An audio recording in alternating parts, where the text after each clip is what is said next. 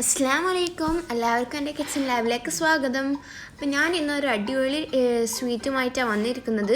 അപ്പോൾ ഇത് എൻ്റെ വീട്ടിൽ പണ്ടേ ഉണ്ടാക്കുന്ന ഒരു സ്വീറ്റാണ്. അപ്പോൾ ഇത് ഇതിൻ്റെ ഇടയ്ക്ക് ഒന്നും കൂടി കഴിച്ചപ്പോൾ ഇതൊന്ന് നിങ്ങളുമായിട്ട് ഷെയർ ചെയ്യുമെന്ന് തോന്നി.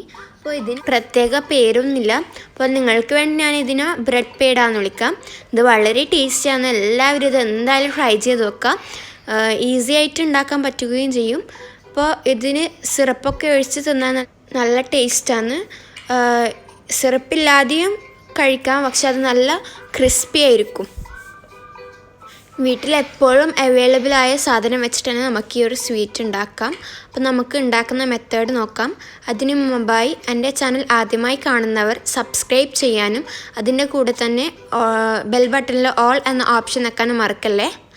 ഞാനിവിടെ ബ്രെഡ് ഇങ്ങനെ സ്ക്വയറായിട്ട് കട്ട് ചെയ്ത് വെച്ചിട്ടുണ്ട്, കണ്ടോ. ഇനി നമുക്കിതൊന്ന് ഫ്രൈ ചെയ്തെടുക്കണം. നല്ല ഡീപ്പ് ഫ്രൈ ആയിക്കോട്ടെ. നന്നായി ഒന്ന് ഗോൾഡൻ ബ്രൗൺ കളറാകുന്ന വരെ നമുക്കിതൊന്ന് ഫ്രൈ ചെയ്തെടുക്കാം. അപ്പോൾ ഇതുപോലെ തന്നെ ബാക്കിയൊക്കെ നമുക്ക് ബ്രെഡ് ഇതുപോലെ കട്ട് ചെയ്ത് വെച്ചത് നമുക്കൊന്ന് നന്നായി ഒന്ന് ഈ ഒരു കളറാകുന്നത് വരെ നമുക്കൊന്ന് ഫ്രൈ ചെയ്തെടുക്കണം. അപ്പോൾ ഞാനിവിടെ ഫ്രൈ ചെയ്ത് എടുത്തിട്ടുണ്ട്. നമുക്കിതൊരു സെർവിങ് പാത്രത്തിലേക്ക് മാറ്റി കൊടുക്കാം.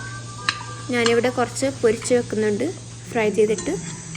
ഇതുപോലെ തന്നെ നമുക്ക് അണ്ടിയും ഒന്ന് ജസ്റ്റ് ഒന്ന് അതേ സെയിം എണ്ണയിൽ തന്നെ മതി കേട്ടോ, ഒന്ന് ഫ്രൈ ചെയ്തെടുക്കാം.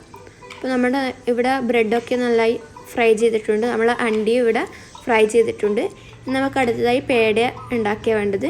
അപ്പോൾ അതിനായി ഞാനിവിടെ 1/3 കപ്പ് പഞ്ചസാര എടുത്തിട്ടുണ്ട്. അതേ അളവിൽ തന്നെ വെള്ളം എടുത്തിട്ട് ഒന്ന് നന്നായി നമുക്ക് പതപ്പിച്ചെടുക്കാം. അപ്പോൾ അതിനുശേഷം വച്ച ശേഷം ആ ഒരു കപ്പിൽ തന്നെ നമുക്ക് ഇതിലേക്ക് ബട്ടർ ഇട്ട് കൊടുക്കാം. അതിലേക്ക് നമുക്ക് പാൽപ്പൊടി ഒരു 1/3 കപ്പ് തന്നെ സെയിം അളവ് ഇട്ടിട്ട് നമുക്ക് നന്നായിട്ടൊന്ന് മിക്സ് ചെയ്തെടുക്കാം. അപ്പോൾ ഇതൊന്ന് ചെറിയ എന്താ പറയുക കുറുകിയിട്ട് ഒരു കട്ടയായിട്ട് ഒരു തിക്ക് കൺസിസ്റ്റൻസി ആവുന്ന വരെ നമുക്ക് ഇതൊന്ന് ഇളക്കി കൊടുക്കാം. നന്നായി മിക്സ് ചെയ്ത് ആ ഒരു പേടിൻ്റെ ആ ഒരു ടെക്സ്ചറായി വരുന്നവരെ നമുക്കിതൊന്ന് നന്നായി ചെയ്തെടുക്കാം. ഇതൊരു ആ ഒരു കൺസിസ്റ്റൻസി ആയിട്ടുണ്ട്.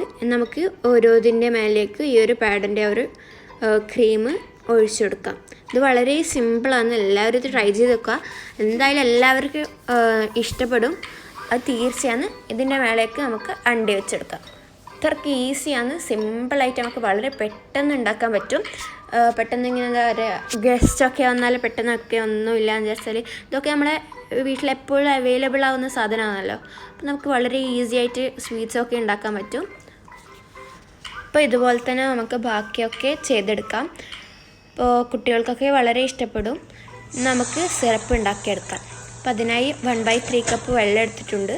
അതിലേക്ക് നമുക്ക് 1/3 കപ്പിൻ്റെ പഞ്ചസാര അതിലേക്ക് ആഡ് ചെയ്തെടുക്കാം. ഒന്ന് തിളച്ചതിന് ശേഷം ഇതിലേക്ക് പഞ്ചസാര ആഡ് ചെയ്തെടുക്കാം. എന്നിട്ട് നന്നായിട്ടൊന്ന് ഇളക്കി കൊടുക്കാം. കണ്ട വെള്ളം നല്ലോണം പതിച്ചിട്ടുണ്ട്. അതിലേക്ക് പഞ്ചസാര ആഡ് ചെയ്തിട്ടുണ്ട്. ഇട്ടൊന്ന് നന്നായി അതിലേക്കൊന്ന് ഇളക്കിയതിന് ശേഷം ഏലക്കായ അങ്ങനെ തന്നെ ഇട്ടെടുക്കാം. മുതുമയായിട്ടൊന്ന് ഇട്ടെടുക്കാം, അല്ലെങ്കിൽ പൊടിച്ചിട്ടും. അപ്പോൾ നമ്മുടെ ബ്രെഡ് പേട റെഡി ആയിക്കുന്നു. സിറപ്പും കൂട്ടി നമുക്ക് നന്നായി ഒന്ന് തിന്നാം. വളരെ നല്ല ടേസ്റ്റാണ്. ഇതെല്ലാവരും ട്രൈ ചെയ്ത് വെക്കുക. നിങ്ങൾക്ക് ഏതെങ്കിലും റെസിപ്പി ആവശ്യമെന്നുണ്ടെങ്കിൽ കമൻറ്റ് ബോക്സിൽ ഇടാനും മറക്കരുത്. ഇനി പുതിയ റെസിപ്പീസുമായിട്ട് വീണ്ടും കാണാം. അതുവരേക്കും ബൈ ബൈ. അസ്സലാമു അലൈക്കും. Stay tuned.